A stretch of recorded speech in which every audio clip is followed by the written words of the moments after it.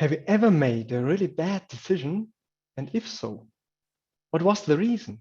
In this talk, I will explain why many people make bad decisions and how you can prevent them. I will share simple methods that empower you to make better decisions and improve your life. And in the end, I show you how these methods even saved my mother's life. Let us start with a simple example. 10 years ago, my car broke down and I was facing a decision. What did I have to decide? Think about it. My car was broken, so I needed another car. That makes sense, right? At least that is what many people think. And 10 years ago, I was undoubtedly one of them. I immediately started to search for cars to buy.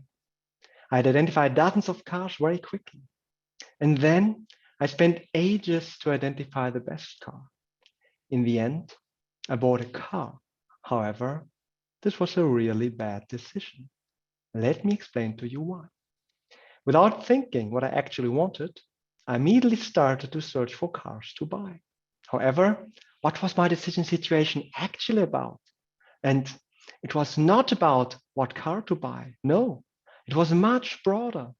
It was about which means of transportation to use. And buying a car is only one of many alternatives. I could also have used public transportation, bicycles, scooters, gone on foot, etc., even combining them. Some of it certainly would have been better for me than buying a car. I didn't see these alternatives. Without realizing, I immediately made the decision that I wanted to use a car for means of transportation. And as a consequence, I searched very narrowly for alternatives, just cars. This picture illustrates my decision-making behavior 10 years ago. And no, these are not the latest Ray-Ban models. These are just simple blinkers. They restrict our fields of vision, so they're not really helpful in making decisions. And in this talk, I will show how we can get rid of these blinkers. I will briefly summarize the concept of nudging and show you how you can nudge yourself to make better decisions.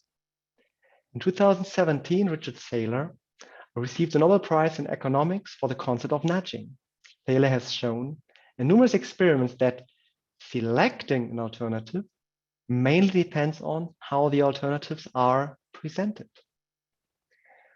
On the cover of his book, nudging is depicted with a mother elephant gently nudging her offspring to do what's good for the little one. For humans, so-called decision architects take on the role of the elephant mom. They set a frame to help people make good decisions while, this is very important, maintaining the freedom of choice. Let's have a simple example here.